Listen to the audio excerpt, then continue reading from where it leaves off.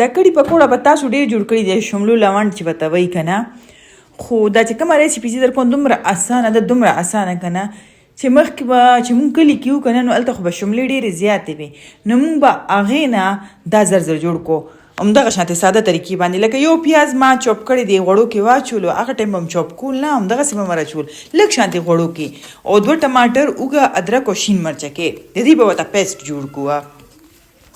اوس دا خواریانې ځکه دي چې مونږ وایو چې دا سالن چې دی کوم دا کړي چې دا سموث شي، اوس لږه خواري زیاته کېږي، نو دا مې ولې په جوسر وال دا مې پکې واچولو. مسالو کې 1 چمچ سور مرچکې، 1 چمچ د سالن مساله، او 1 چمچ ګرمه مساله، او 1 چمچ کورکمان او مالګه دا پکې واچو.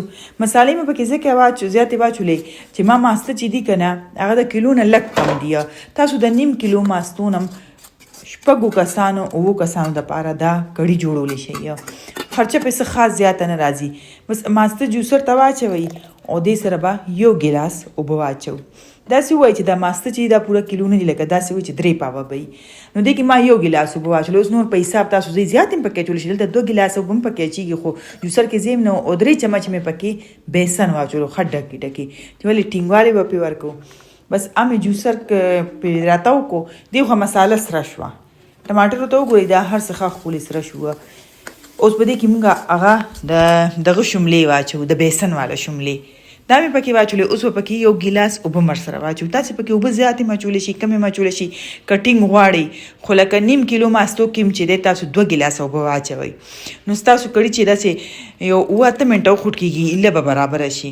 نو دې کې زه به 1 ګیلاس اوبه واچوم، او بس دا به دلته پې امره مکس کوئ چې کله دا جوش واخلي په خوټ کېدو راشي، بیا به ورلاندې ګیس هم نری کوي او دغه به بیا به یې په ډکن کېږدئ، بیا به دا مونږ 8 منټه پورې پخوو چې دا ښه ښکلي. یو بله زما ریسیپي ده چې دې کې خو دلته ما دې کې زیره واچولو او 2-3 پکې لونګ واچوم لکه کړې مسالې خوند لپاره.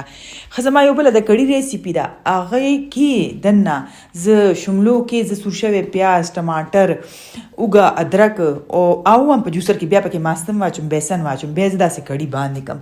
هغه هم ډېره اسانه ریسیپي ده، بس لکه کچه باندې کول چې وي، دا د پنجابیانو کلو طرف ته خلک چې دی هغې داسې باندې کوي. نو وګورئ بس کړي دلته وخوټ کې ده، دا د شملو لونډ خو هغه چې موږ چوري کړي روټۍ جوړو که نه هغې کې موږ بیسن بیا نه اچوو چې لږه نری. ښه نو دا چې کله وخوټ کېده بس اوس به دې باندې موږ ډکن کېده. اوس به وله پکوړې تیارې کړو، تاسو وله بازار نه هم وروړی شي، زه خو وله خپله جوړوم. دې کې مې تیز پته هم واچوله که نه، تیز پات چې ورته وایي. تاسو سره چې کوم شی نه امنه سکیپ کوئ وباسئ، ولې چې موږ په کلو کې هم دغه شانتې به جوړول. نو دلته الو امې کټ کو او پکې مې پیاز کټ کو او ټکېدلې سور مرچکې مې پکې واچو، لکه څنګه چې تاسو پکوړې جوړوئ، ساده د الو جوړوئ، د پیازو جوړوئ، کني بازار نه یې وروړئ. ما خو دا مکس د الو د پیازو جوړې کړي، الو مې پکې زیات واچولو، پیاز مې پکې لږ واچولو، زموږ کور کې داسې ډېره خوښوي.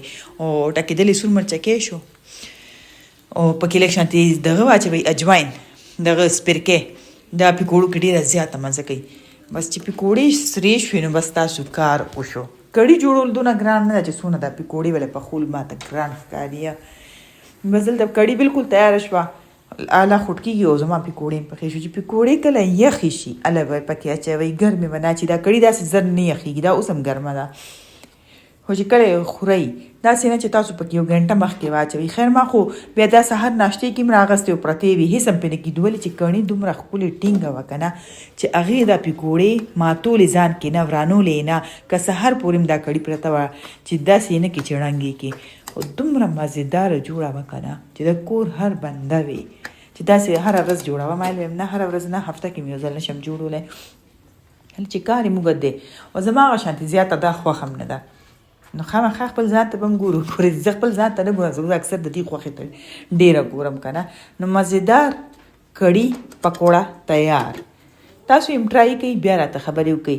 د دې 3-4 ریسیپیانې ماته راځي ډفرنټ طریقو سره، خو دا یو ریسیپي هم ډېره زبردسته ده، دا ټولو کې مزېداره ریسیپي دغه ده.